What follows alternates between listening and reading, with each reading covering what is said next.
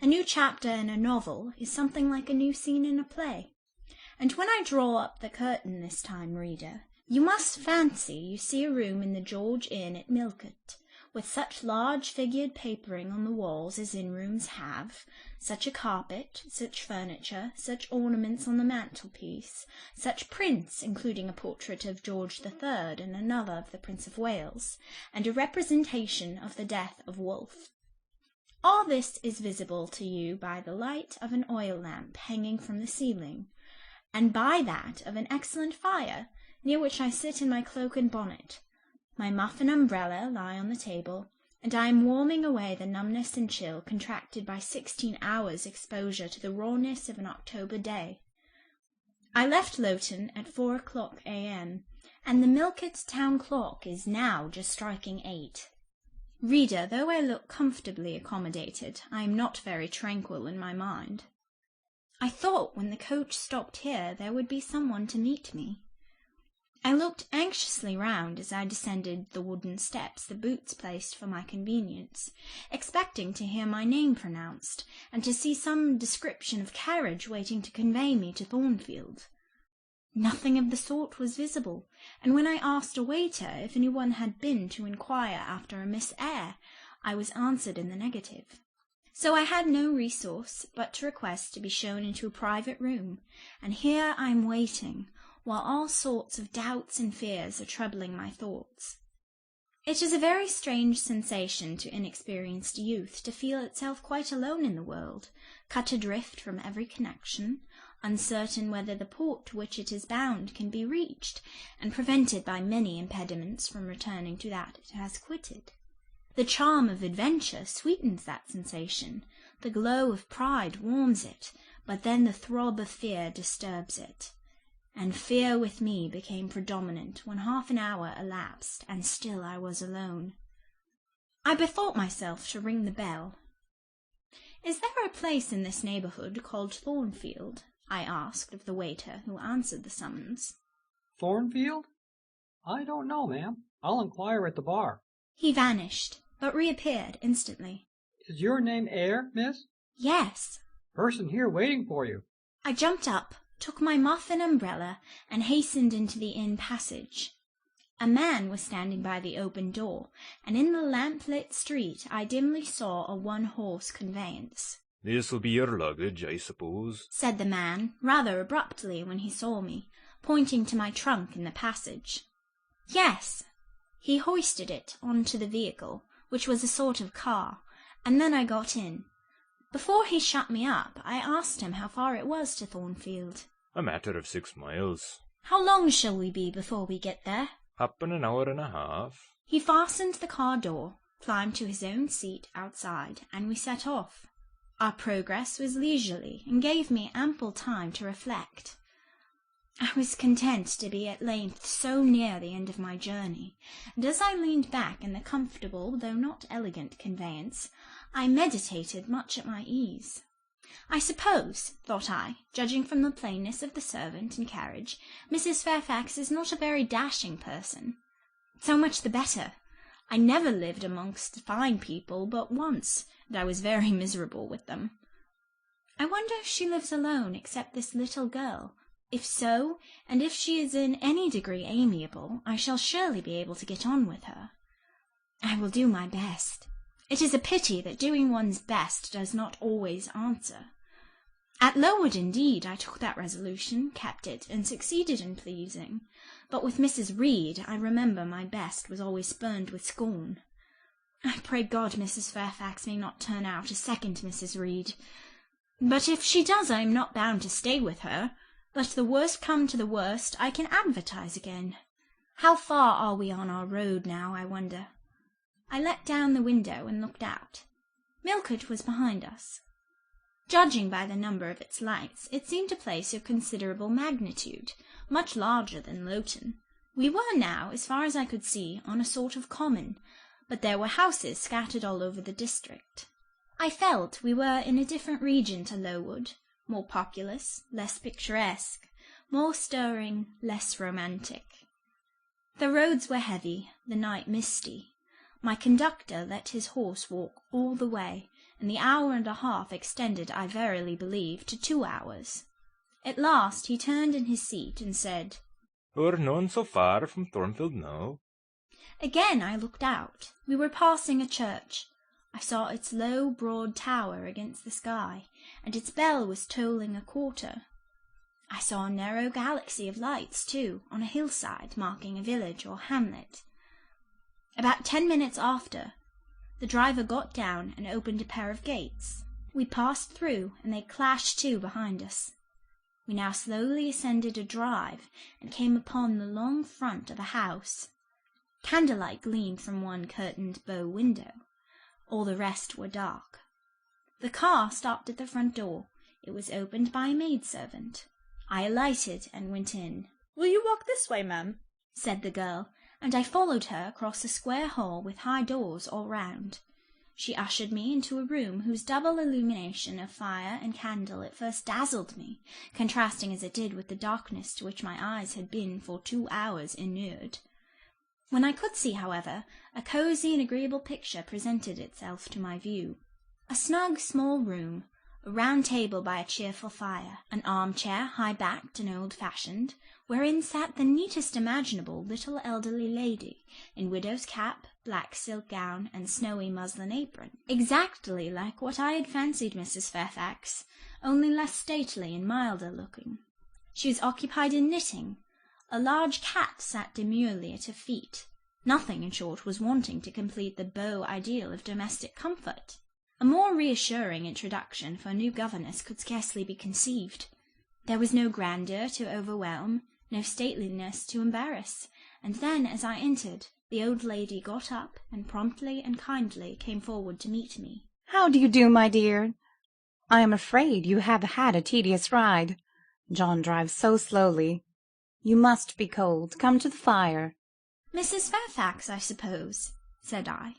"Yes, you are right. Do sit down." She conducted me to her own chair, and then began to remove my shawl and untie my bonnet strings. I begged she would not give herself so much trouble. "Oh, it is no trouble. I dare say your own hands are almost numbed with cold. Leah, make a hot negus and cut a sandwich or two. Here are the keys of the store-room." And she produced from her pocket a most housewifely bunch of keys, and delivered them to the servant. "Now then, draw nearer to the fire," she continued.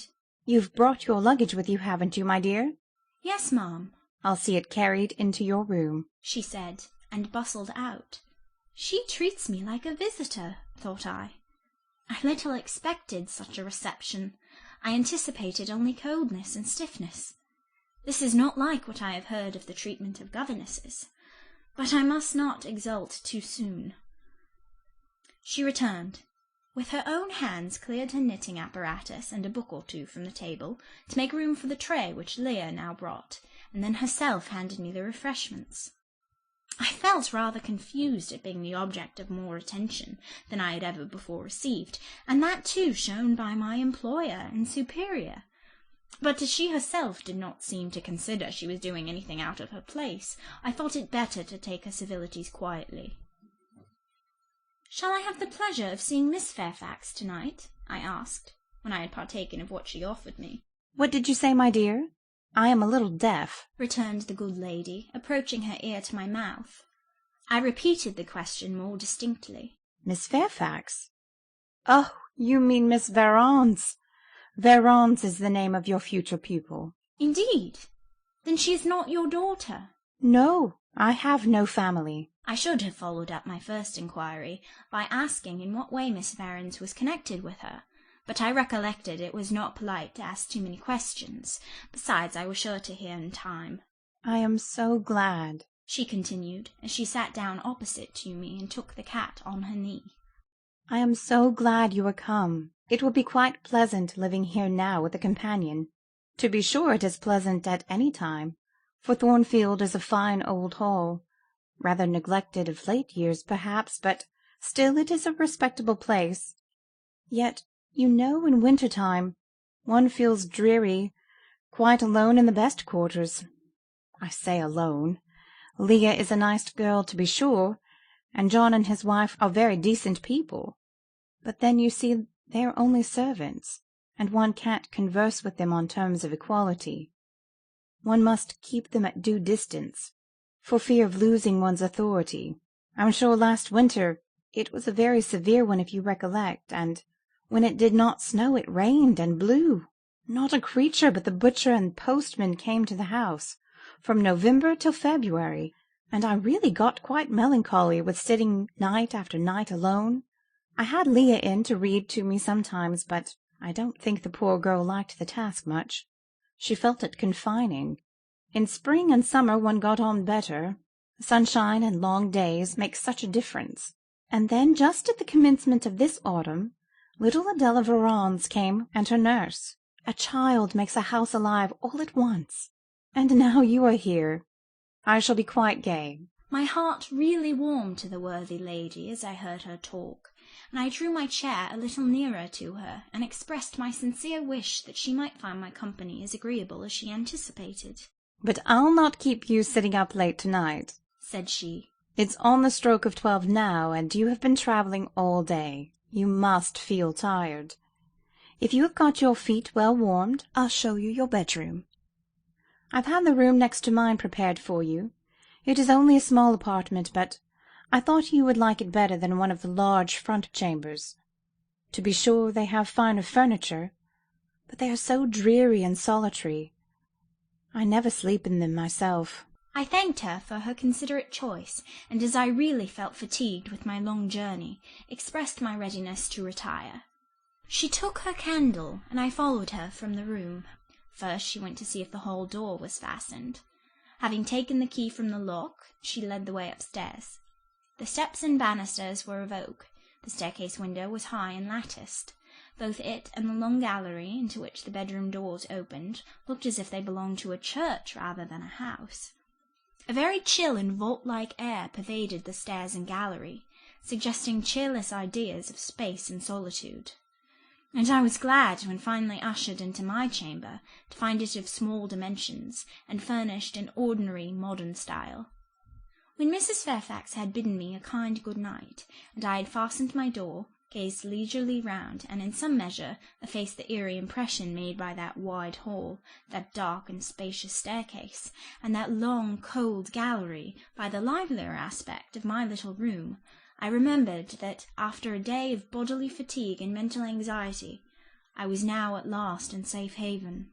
The impulse of gratitude swelled my heart, and I knelt down at the bedside and offered up thanks where thanks were due, not forgetting, ere I rose, to implore aid on my further path, and the power of meriting the kindness which seemed so frankly offered me before it was earned. My couch had no thorns in it that night, my solitary room no fears. At once weary and content, I slept soon and soundly. When I awoke, it was broad day. The chamber looked such a bright little place to me as the sun shone in between the gay blue chintz window curtains, showing papered walls and a carpeted floor, so unlike the bare planks and stained plaster of Lowood that my spirits rose at the view. Externals have a great effect on the young. I thought that a fairer era of life was beginning for me, one that was to have its flowers and pleasures as well as its thorns and toils. My faculties, roused by the change of scene, the new field offered to hope, seemed all astir. I cannot precisely define what they expected, but it was something pleasant, not perhaps that day or that month, but at an indefinite future period. I rose. I dressed myself with care, obliged to be plain, for I had no article of attire that was not made with extreme simplicity. I was still by nature solicitous to be neat. It was not my habit to be disregardful of appearance or careless of the impression I made. On the contrary, I ever wished to look as well as I could, and to please as much as my want of beauty would permit. I sometimes regretted that I was not handsomer. I sometimes wished to have rosy cheeks, a straight nose, and small cherry mouth. I desired to be tall, stately, and finely developed in figure. I felt it a misfortune that I was so little, so pale, and had features so irregular and so marked. And why had I these aspirations and these regrets? It would be difficult to say. I could not then distinctly say it to myself. Yet I had a reason, and a logical, natural reason too. However, When I had brushed my hair very smooth, and put on my black frock, which, Quaker-like as it was, at least had the merit of fitting to a nicety, and adjusted my clean white tucker, I thought I should do respectably enough to appear before Mrs. Fairfax, and that my new pupil would not at least recoil from me with antipathy. Having opened my chamber window, and seen that I left all things straight and neat on the toilet table, I ventured forth. Traversing the long and matted gallery, I descended the slippery steps of oak. Then I gained the hall. I halted there a minute. I looked at some pictures on the walls. One, I remember, represented a grim man and a cuirass, and one a lady with powdered hair and a pearl necklace.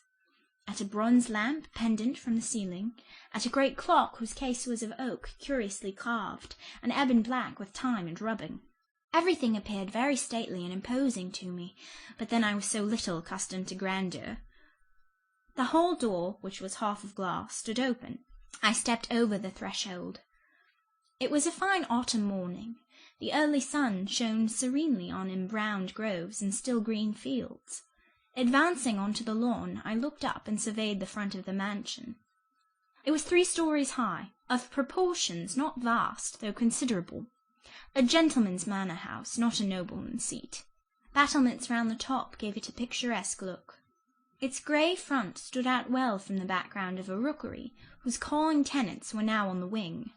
They flew over the lawn and grounds to alight in a great meadow, from which these were separated by a sunk fence, and where an array of mighty old thorn trees, strong, knotty, and broad as oaks, at once explained the etymology of the mansion's designation. Farther off were hills, not so lofty as those round Lowood, nor so craggy, nor so like barriers of separation from the living world, but yet quiet and lonely hills enough, and seeming to embrace Thornfield with a seclusion I had not expected to find existent so near the stirring locality of Millcote. A little hamlet, whose roofs were blent with trees, straggled up the side of one of these hills. The church of the district stood nearer Thornfield. Its old tower top looked over a knoll between the house and gates. I was yet enjoying the calm prospect and pleasant fresh air, yet listening with delight to the cawing of the rooks, yet surveying the wide, hoary front of the hall, and thinking what a great place it was for one lonely little dame like Mrs. Fairfax to inhabit, when that lady appeared at the door. "What, out already?" said she. "I see you are an early riser." I went up to her, and was received with an affable kiss and shake of the hand.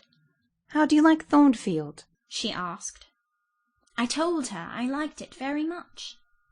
"Yes," she said. "it is a pretty place, but I fear it will be getting out of order unless Mr. Rochester should take it into his head to come and reside here permanently, or at least visit it rather oftener. Great houses and fine grounds require the presence of a proprietor." "Mr. Rochester!" I exclaimed. "Who is he?" "The owner of Thornfield," she responded quietly. "Did you not know he was called Rochester?" Of course I did not. I'd never heard of him before, but the old lady seemed to regard his existence as a universally understood fact, with which everybody must be acquainted by instinct. "I thought," I continued, "Thornfield belonged to you." "To me! Bless you, child! What an idea! To me! I am only the housekeeper, the manager. To be sure, I am distantly related to the Rochesters by the mother's side, or at least my husband was. He was a clergyman, incumbent of Hay. That little village yonder on the hill, and that church near the gates, was his. The present Mr. Rochester's mother was a Fairfax, and second cousin to my husband. But I never presume on the connection. In fact, it is nothing to me. I consider myself quite in the light of an ordinary housekeeper. My employer is always civil, and I expect nothing more." "And the little girl, my pupil?" "She is Mr. Rochester's ward. He commissioned me to find a governess for her. He intended to have her brought up in shire, I believe. Here she comes with her bonne, as she calls her nurse." The enigma then was explained. This affable and kind little widow was no great dame, but a dependent like myself. I did not like her the worse for that. On the contrary, I felt better pleased than ever. The equality between her and me was real, not the mere result of condescension on her part. So much the better. My position was all the freer. As I was meditating on this discovery, a little girl, followed by her attendant, came running up the lawn. I looked at my pupil, who did not at first appear to notice me. She was quite a child, perhaps 7 or 8 years old, slightly built, with a pale, small-featured face, and a redundancy of hair falling in curls to her waist. "Good morning, Miss Adela," said Mrs. Fairfax. "Come and speak to the lady who is to teach you, and to make you a clever woman some day." She approached. "C'est là ma gouvernante," said she, pointing to me and addressing her nurse, who answered, Mais oui, certainement. "Are they foreigners?" I inquired, amazed at hearing the French language. The nurse is a foreigner, and Adela was born on the continent, and I believe never left it till within 6 months ago. When she first came here she could speak no English. Now she can make shift to talk it a little.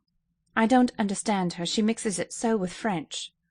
But you will make out her meaning very well, I dare say. Fortunately, I had had the advantage of being taught French by a French lady, and as I had always made a point of conversing with Madame Pirot as often as I could, and had besides during the last 7 years learnt a portion of French by heart daily, applying myself to take pains with my accent, and imitating as closely as possible the pronunciation of my teacher, I had acquired a certain degree of readiness and correctness in the language, and was not likely to be much at a loss with Mademoiselle Adela. She came and shook hands with me when she heard that I was her governess, and as I led her into breakfast I addressed some phrases to her in her own tongue. She replied briefly at first, but after we were seated at the table, and she had examined me some 10 minutes with her large hazel eyes, she suddenly commenced chattering fluently. "Ah!" cried she, in French. "You speak my language as well as Monsieur Rochester does. I can talk to you as I can to him, and so can Sophie. She will be glad. Nobody here understands her. Madame Fairfax is all English. Sophie is my nurse. She came with me over the sea in a great ship, with a chimney that smoked. How it did smoke! And I was sick, and so was Sophie, and so was Monsieur Rochester.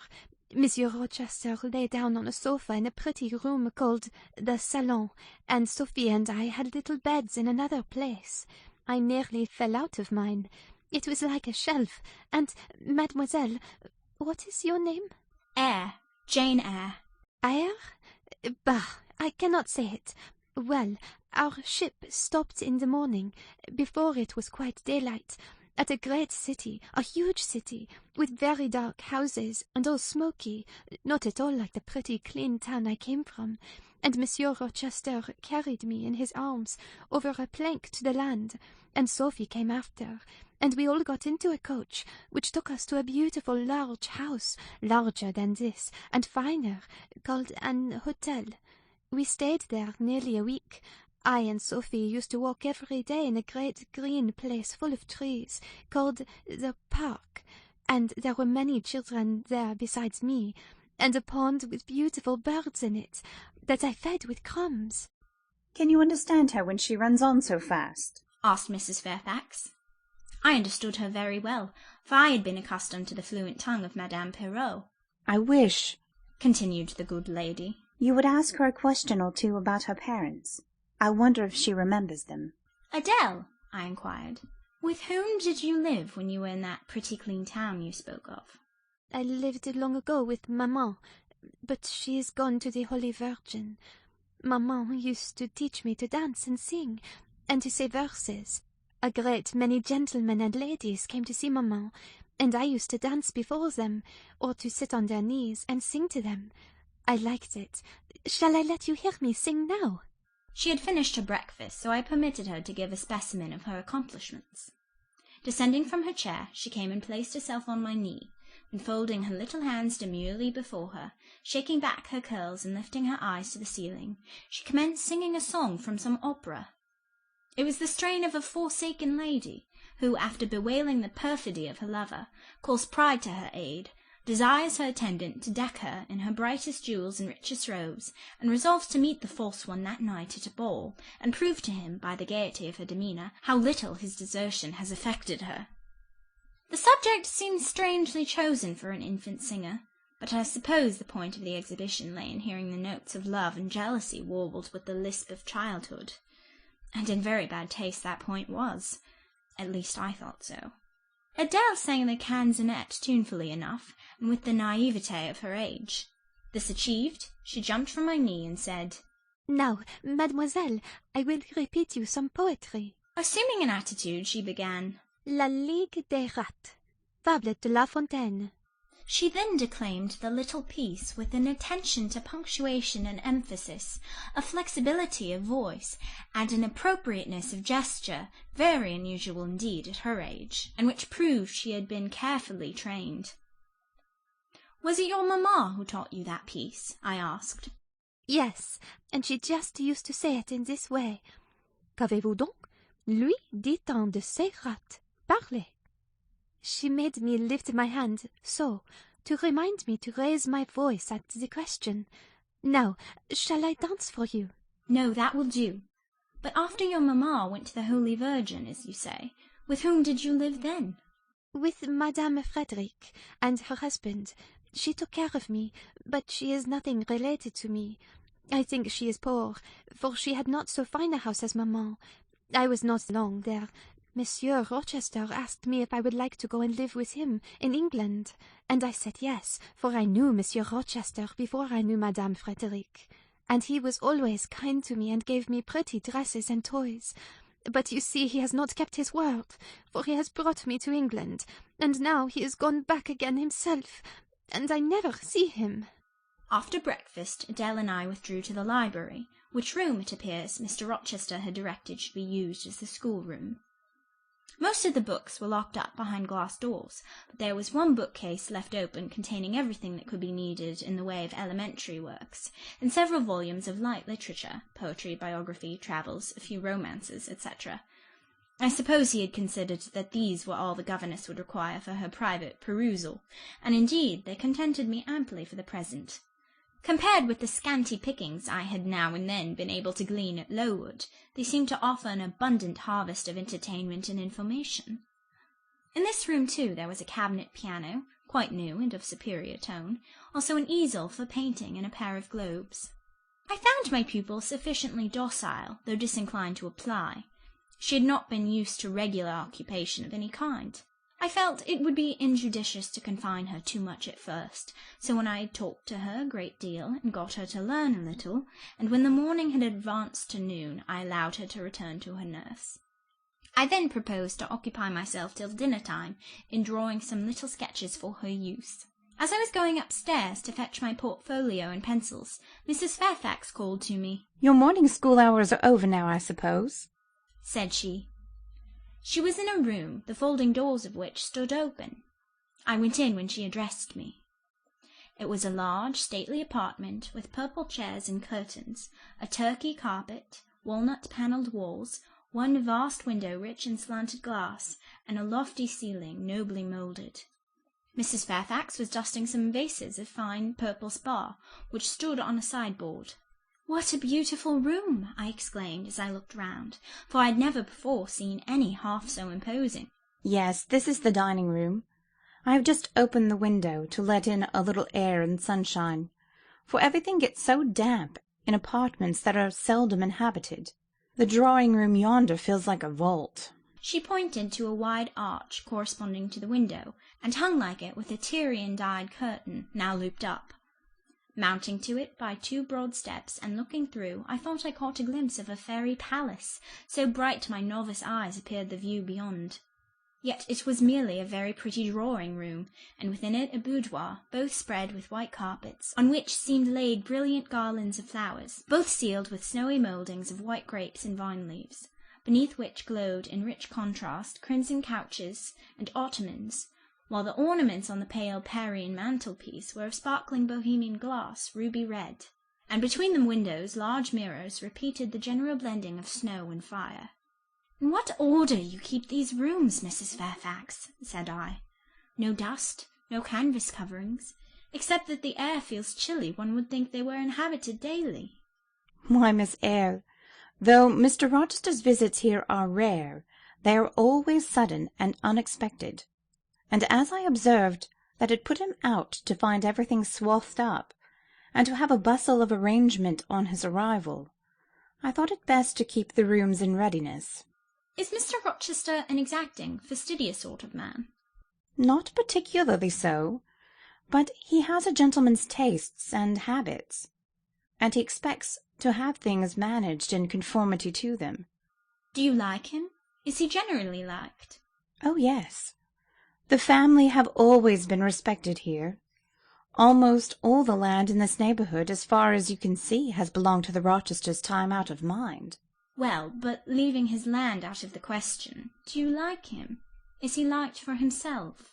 I have no cause to do otherwise than like him, and I believe he is considered a just and liberal landlord by his tenants, but he has never lived much amongst them. But has he no peculiarities? What, in short, is his character? Oh, his character is unimpeachable, I suppose. He is rather peculiar, perhaps. He has travelled a great deal, and seen a great deal of the world, I should think. I dare say he is clever, but I never had much conversation with him. In what way is he peculiar? I don't know. It is not easy to describe. Nothing striking, but you feel it when he speaks to you. You cannot be always sure whether he is in jest or earnest, whether he is pleased or the contrary. You don't thoroughly understand him, in short, at least I don't, but it is of no consequence. He is a very good master. This was all the account I got from Mrs. Fairfax of her employer and mine. There are people who seem to have no notion of sketching a character, or observing and describing salient points, either in persons or things. The good lady evidently belonged to this class. My queries puzzled, but did not draw her out. Mr. Rochester was Mr. Rochester in her eyes, a gentleman, a landed proprietor, nothing more. She inquired and searched no further, and evidently wondered at my wish to gain a more definite notion of his identity. When we left the dining-room, she proposed to show me over the rest of the house, and I followed her upstairs and downstairs, admiring as I went, for all was well arranged and handsome. The large front chambers I thought especially grand, and some of the third-story rooms, though dark and low, were interesting from the air of antiquity. The furniture once appropriated to the lower apartments had from time to time been removed here, as fashions changed, and the imperfect light entering by the narrow casement showed bedsteads of 100 years old, chests in oak or walnut, looking, with their strange carvings of palm branches and cherubs' heads, like types of the Hebrew Ark. Rows of venerable chairs, high-backed and narrow, stools still more antiquated, on whose cushioned tops were yet apparent traces of half-effaced embroideries wrought by fingers that, for 2 generations, had been coffin-dust. All these relics gave to the third story of Thornfield Hall the aspect of a home of the past, a shrine of memory.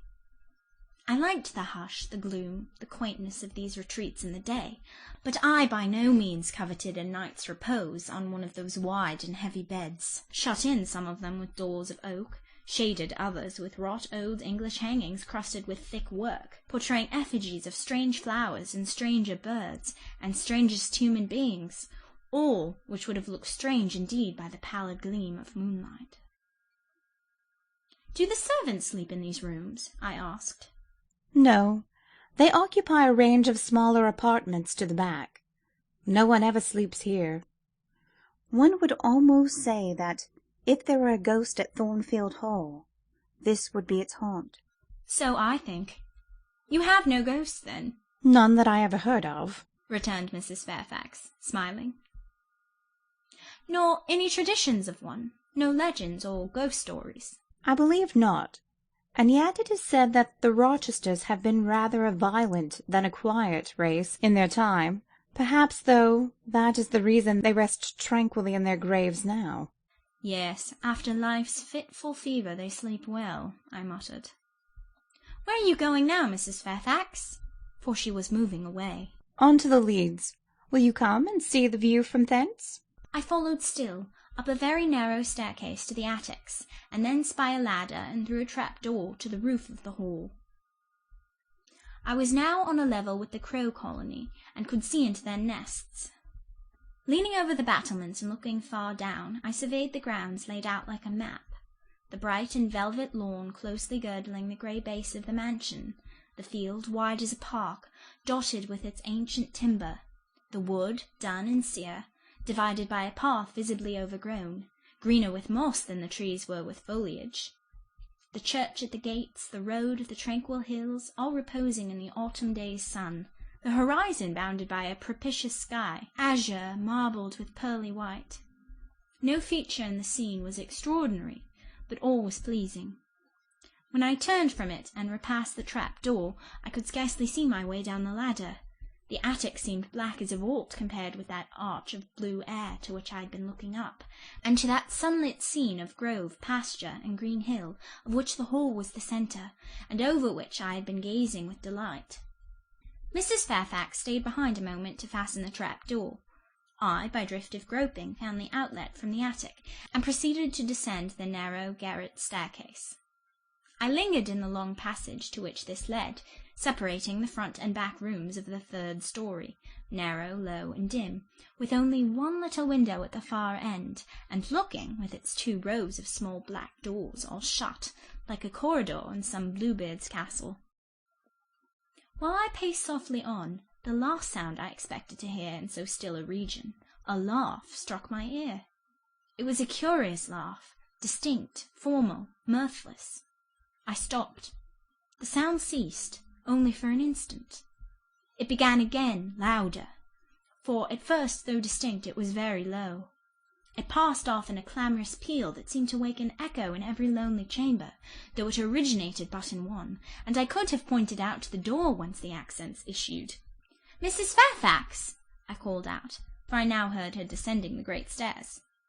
"Did you hear that loud laugh? Who is it?" Some of the servants, very likely, she answered. Perhaps Grace Poole. "Did you hear it?" I again inquired. Yes, plainly. I often hear her. She sews in one of these rooms.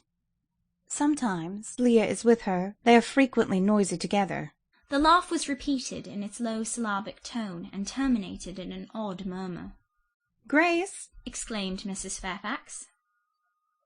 I really did not expect any Grace to answer, for the laugh was as tragic, as preternatural a laugh as any I ever heard, and, but that it was high noon, and that no circumstance of ghostliness accompanied the curious cachinnation, but that neither scene nor season favoured fear, I should have been superstitiously afraid.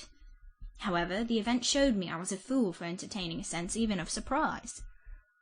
The door nearest me opened, and a servant came out, a woman of between 30 and 40, a set, square-made figure, red-haired, and with a hard, plain face. Any apparition less romantic or less ghostly could scarcely be conceived. "Too much noise, Grace," said Mrs. Fairfax.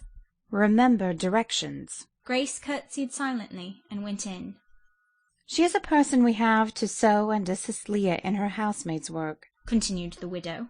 "Not altogether unobjectionable in some points, but she does well enough. By the by, how have you got on with your new pupil this morning?" The conversation, thus turned on Adèle, continued till we reached the light and cheerful region below. Adèle came running to meet us in the hall, exclaiming, "Mesdames, vous êtes servies," adding, "J'ai bien faim, moi." We found dinner ready and waiting for us in Mrs. Fairfax's room,